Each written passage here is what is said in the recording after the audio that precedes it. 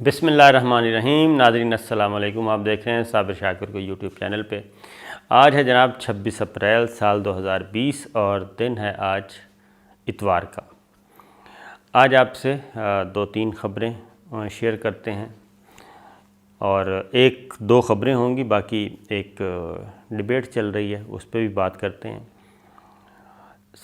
Number 1 تو یہ ہے جناب کہ پارلیمنٹ سے کوئی بڑی خبر آنے کو تیار ہے اور اس پہ کام شروع ہو چکا ہے۔ پارلیمنٹ سے آئے گی، میں آپ کو بتا رہا ہوں۔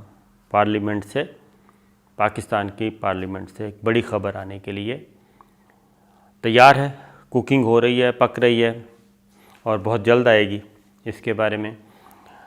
تو جناب دوسری چیز یہ ہے، سب سے پہلے میں تھوڑا سا آپ کو پچھلی خبر کا فالو اپ۔ ہم نے آپ کو خبر دی تھی جناب کہ کرونا وائرس ابھی تک امریکہ اور یورپ کے گلے لگا ہوا ہے اور مصیبت بنی ہوئی ہے اور کسی کو سمجھ نہیں آ رہی، اور چائنا اس میں مزے لے رہا ہے۔ اور کل جو ہم نے آپ کو خبر دی تھی کہ ڈیمانڈ کی جا رہی ہے کہ جناب ہمیں چائنا کی لیبارٹریز تک ایکسیس دی جائے، ہمارے ساتھ انفارمیشن شیئر کی جائیں، اب اس سے آگے کی بات ہو گئی ہے۔ چائنا نے وہ مطالبہ بھی مسترد کر دیا تھا، اب جناب نئی بات آ گئی ہے۔ اب ڈیمانڈ آئی ہے کہ عالمی تحقیقات کی جائیں، مشترکہ تحقیقات کی جائیں چائنا کے خلاف، اور تحقیقات وہی 1 پوائنٹ ایجنڈا جناب کرونا وائرس کے بارے میں، کہ کرونا وائرس کے پیچھے کیا راز ہے، کیا اس میں چائنا ملوث ہے، کیا یہ مین میڈ ہے، کیا یہ وائرس لیبارٹری میں چائنا نے بنایا۔ اس پہ دوبارہ سے یہ پالیٹکس سٹارٹ ہو گئی ہے اور اب امریکہ نے مطالبہ کر دیا ہے کہ عالمی تحقیقات کی جائیں، یعنی کہ چائنا کے خلاف تحقیقات ہوں اس بارے میں، اور چائنا کی جو لیبارٹریز ہیں، ووہان انسٹیٹیوٹ ہے، باقی ہیں، وہاں تک ایکسیس دی جائے۔ چائنا نے یہ مطالبہ یکسر مسترد کر دیا ہے اور انہوں نے کہا ہے کہ اس کے پیچھے پولیٹیکل موٹیوز ہیں اور یہ میلافائڈی ہے، بدنیتی پہ مبنی ہے یہ ساری چیز، یہ چائنا نے کہا ہے۔ اور اس کی ریزن میں آپ کو بتا دوں کہ کیوں یہ سب کچھ ہو رہا ہے۔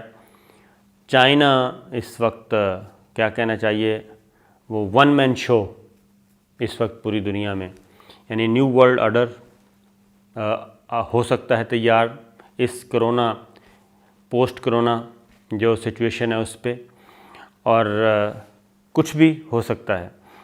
اس کی ریزن یہ ہے کہ جناب 6 ممالک ہیں جو 20,000+ میں جا چکے ہیں، ان میں امریکہ، ہلاکتیں، اموات جو ہیں وہ میں آپ کو بتا دیتا ہوں۔ امریکہ،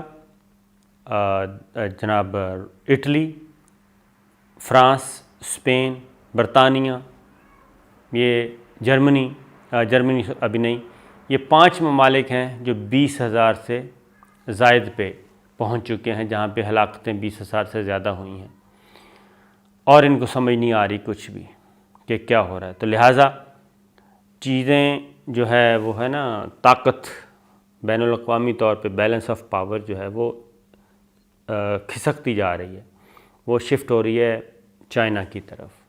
تو اس لیے اس ساری سچویشن سے بچنے کے لیے ایک نیا ایک ہوا کھڑا کیا جا رہا ہے چائنا کے خلاف۔ تو چائنا ابھی تک ڈٹا ہوا ہے اور ڈٹا رہے گا، ظاہر ہے اس کو کوئی فکر نہیں ہے اس قسم کی کوئی، کیونکہ یہ یورپین منڈی، برطانیہ اور امریکہ یہ چائنا کے محتاج ہیں، چائنا ان کا محتاج نہیں ہے۔ اس سلسلے میں میں آپ کو ایک بات بتا دوں، تو ایک تو میں نے کہا یہ بتا دوں کہ ہماری جو فالو اپ سٹوری ہے ایک۔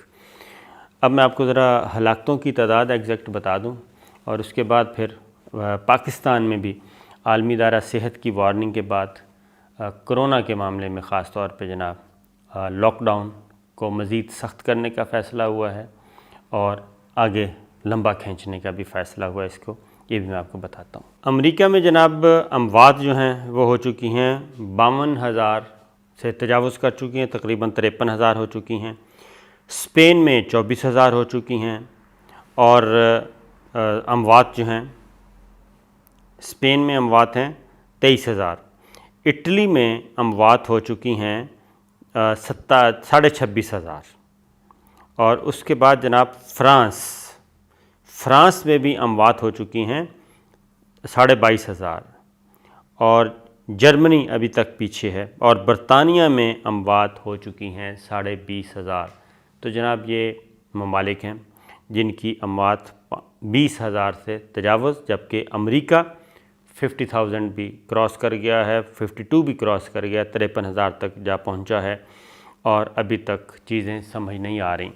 اب میں آپ کو ایک اور بات بتاتا ہوں، پاکستان میں جی خاص طور پہ یہ سچویشن مزید گمبھیر ہوتی جا رہی ہے، اور اس کی ریزن یہ ہے کہ پاکستان میں ڈاکٹرز جو ہیں، ہیلتھ پروفیشنلز، ہیلتھ ورکرز، وہ بہت زیادہ الارمنگ سچویشن اس میں ہو گئی ہے، اور خطرناک حد تک ڈاکٹرز اس کے کیا کہنا چاہیے، کرونا کے نرغے میں آ گئے ہیں۔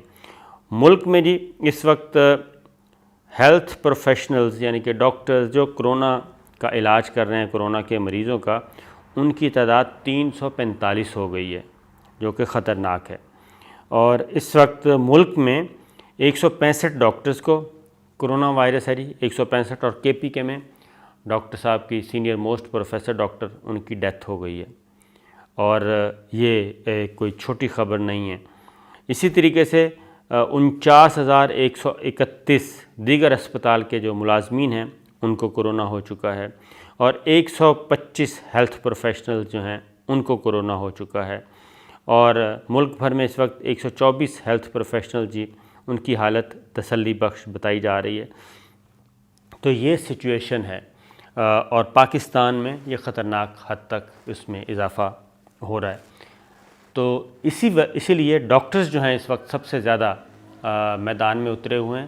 اسلام آباد کے ڈاکٹرز نے بھی پریس کانفرنس کر دی ہے، سندھ کے بھی کر دی ہے، اور لاہور کے ڈاکٹرز بھی میدان میں آ چکی ہیں، اور وہ بار بار یہی کہہ رہے ہیں کہ اس وبا کو قابو پانے کے لیے جو لاک ڈاؤن ہے اس کو مؤثر کیا جائے، اور کسی قسم کی کوئی سوشل گیدرنگ نہیں ہونی چاہیے، اس میں مذہب کا کوئی تعلق نہیں ہے، اور یہ social gathering medical point of view سے خطرناک ہے۔ تو یہ چیز ہو رہی ہے، عالمی ادارہ صحت بھی کہہ چکا ہے، لہٰذا اس کے بعد یہ فیصلہ ہوا ہے کہ اب اس کو سخت کیا جائے گا، اور جو with in government provincial governments اور فیڈرل گورنمنٹ سے اگر کوئی اختلافات تھے، کوئی سوچ کا فرق ہے، تو اس سوچ سے آگے نکلا جائے گا۔ ادروائز جو اس وقت خطرناک صورتحال بتائی جا رہی ہے وہ کافی گمبھیر ہے۔ تو یہ میں نے آپ کو کہا کہ بتا دوں کہ صرف ڈاکٹرز کی حالت یہ ہے، پاکستان میں بھی اموات جو ہیں وہ تقریباً 270 کے قریب اموات ہو چکی ہیں، اور آج بھی بڑا نمبر ڈبل فگر میں تھا جو کہ اضافہ ہوا ہے اموات کا پاکستان میں۔ تو لہٰذا جناب یہ سچویشن اسی طرح ہے، کیونکہ آپ اس سے اندازہ کر لیں کہ اس وقت عالمی سیاست تبدیل ہونے جا رہی ہے، طاقت کا توازن اس کرونا کی وجہ سے تبدیل ہو سکتا ہے، بلکہ ہو رہا ہے۔ تو جب وہاں پہ یہ سچویشن ہے تو پاکستان تو بہت پیچھے ہے بہت سارے معاملات میں۔ تو جناب ایک اور جو بحث چل رہی ہے، بحث آپ کو میں بتا دیتا ہوں۔ مولانا طارق جمیل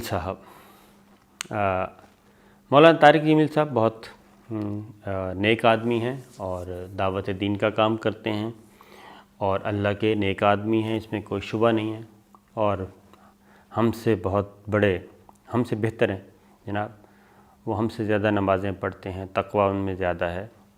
اور انہوں نے وزیر اعظم عمران خان کی جو فنڈ ریزنگ تھی ٹرانسمیشن، اس میں انہوں نے دعا کروائی۔ یہ دوسرا موقع تھا کہ انہوں نے ایک دعا کروائی، اور دعا میں انہوں نے ایک نشاندہی کی، اور انہوں نے کہا کہ ہمیں سوچنا چاہیے بطور مسلمان کہ یہ سب کچھ کیوں ہو رہا ہے، ہم کیوں اس کی زد میں ہیں، ہم نے اللہ تعالیٰ کے کون کون سے احکامات کی خلاف ورزی کی ہے۔ تو بات ان کی صحیح تھی، بات ان کی غلط نہیں تھی۔ یہ بات صحیح ہے کہ فحاشی، عریانی اور ہمارا کلچر، ہماری ثقافت، ہمارا رہن سہن وہ نہیں ہے جو ہمیں دین سکھاتا ہے یا دین بتاتا ہے۔ ہماری زندگیاں قرآن مجید کی تعلیمات کے مطابق نہیں ہیں۔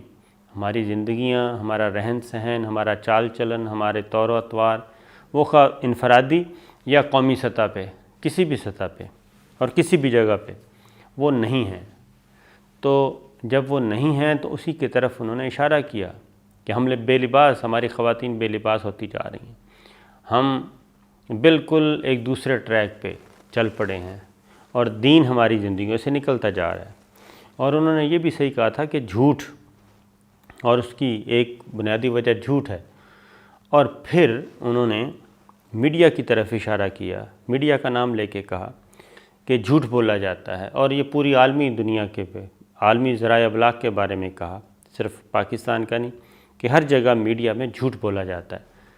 تو یہ اس سے یعنی بہت، لیکن 2-3 لوگوں کو اس پہ بہت زیادہ انہوں نے اس کو ایشو بنایا اور بہت زیادہ تکلیف ہوئی۔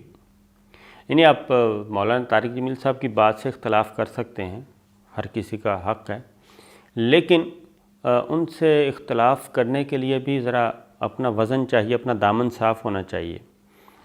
تو ان پہ مسلسل، لیکن وہ فوراً بعد آ کے انہوں نے جاوید چودھری صاحب کے پروگرام میں آئے اور انہوں نے وہ معذرت بھی کر لی، بات ختم۔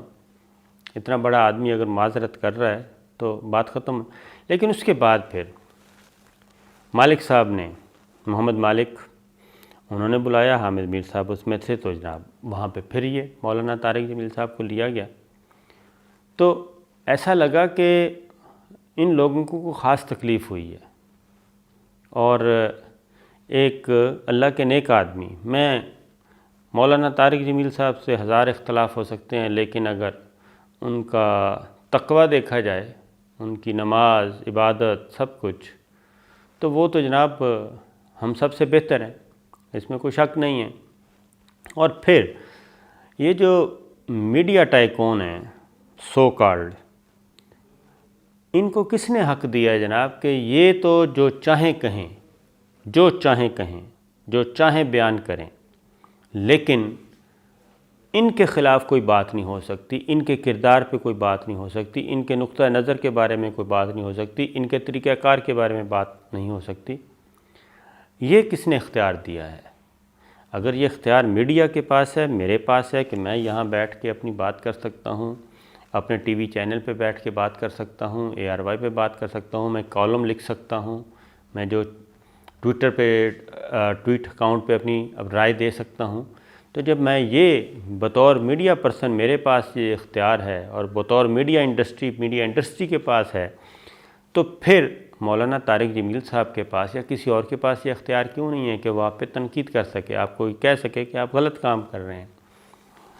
تو یہ ہوا، حامد میر صاحب اور مالک صاحب نے بہت زیادہ اس کو رگیدا طارق جمیل صاحب کو، افسوس ہوا، اور سوشل میڈیا پہ بڑی لے دے ہو رہی ہے۔ تو مسئلہ یہی ہے کہ، اور یہ بات سچ ہے، میں بطور میڈیا پرسن میں آپ کو کہہ رہا ہوں کہ یہ بات بالکل صحیح ہے کہ وہ جسٹس عظمت سعید شیخ صاحب نے سسلین مافیا کہا تھا، سابق چیف جسٹس آصف سعید کھوسہ صاحب نے ایک لفظ بولا تھا گاڈ فادر۔ تو یہ صرف پولیٹیشنز میں گاڈ فادر نہیں ہے، یہ سسلین مافیا صرف پولیٹیشنز میں نہیں ہے، پولیٹکس میں نہیں ہے، یہ ہر شعبے میں موجود ہے۔ یہ سسلین مافیا ہر شعبے میں یہ گاڈ فادر موجود ہے، ہر شعبے کا کوئی نہ کوئی گاڈ فادر ہے، اور یہ سارے گاڈ فادر پھر اوپر جا کے مل جاتے ہیں۔ اور یہ جو سب کچھ ہو رہا ہے یہ غلط نہیں ہے۔ میڈیا، بالکل میڈیا میں برائب ہوتی ہے جی، لیتے ہیں، مال چلتا ہے، یہ غلط بات ہے۔ میڈیا اینکرز میں پیسے تقسیم کیے جاتے ہیں، یہ صحیح بات ہے، ٹھیک ہے۔ میڈیا اونرز، ان کو بھی برائب کیا جاتا ہے، یہ صحیح بات ہے، یہ غلط نہیں ہے، یہ ساری چیزیں ریکارڈ پہ ہیں۔ اگر ہمارے انٹیلیجنس ادارے اور ہماری گورنمنٹس یہ فیصلہ کر لیں کہ جناب بے نقاب کرنا ہے، تو یقین جانیں آپ کو ایسے ایسے نام ملیں گے اس میں سے کہ آپ تصور بھی نہیں کر سکتے، تصور بھی نہیں کر سکتے، آپ کو ایسے ایسے نام ملیں گے۔ یہ کیا پاناما میں پیسہ نہیں چلا؟ بہت چلا۔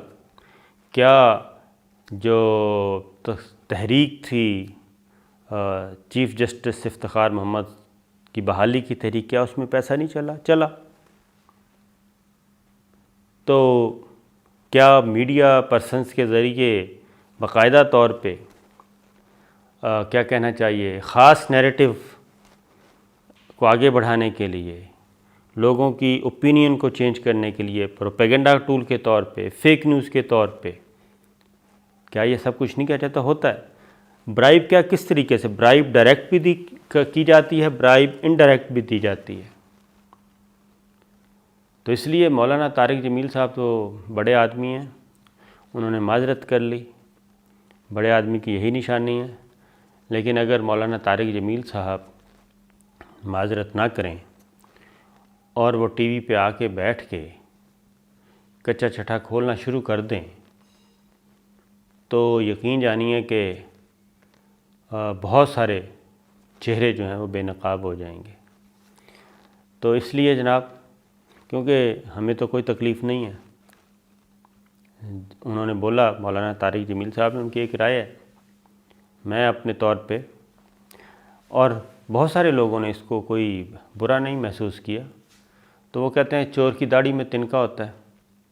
تو لہٰذا جن کے دلوں میں میل ہے، یا جو سمجھتے ہیں کہ جناب صرف ہمیں اختیار ہے کہ ہم جب چاہیں جس وقت چاہیں، کیونکہ اصل ایشو یہ ہے کہ ایک زمانہ تھا کہ کچھ میڈیا ٹائکونز جو تھے وہ یہ سمجھتے تھے کہ ہم جب چاہیں حکومت گرا سکتے ہیں، جب چاہیں حکومت بنا سکتے ہیں۔ تو یہ چیز اب رہی نہیں، ختم ہو گئی ہے، اور اب ریاست کا موڈ بھی ذرا ڈیفرنٹ ہے، اور اسٹیٹ انسٹیٹیوشنز نے بھی اب اپنا طور طریقہ بدلا ہے۔ تو میں تو ان سے یہی کہوں گا کہ آپ ہر کام، اچھے کام اچھے لوگوں سے کروائیں۔ بہت سارے اچھے لوگ موجود ہیں جو صرف پاکستان کے لیے، اس قوم کے لیے کرنا چاہتے ہیں کچھ، آپ ان کو یوٹیلائز کریں، ان سے کام لیں، ان کو اپنا ساتھی بنائیں۔ جو یہ آپ سے پیسے لے کے، لفافے لے کے اور یہ سارا کچھ، اس کام کو ہمیشہ کے لیے بند کر دیں تو زیادہ بہتر ہے۔ اس لیے مولانا طارق جمیل صاحب نے جو بات کی ہے، اس بات پہ اتنا واویلا نہیں کرنا چاہیے، ورنہ یہ نہ ہو کہ کچھ اور ہی یہاں سے نکل آئے۔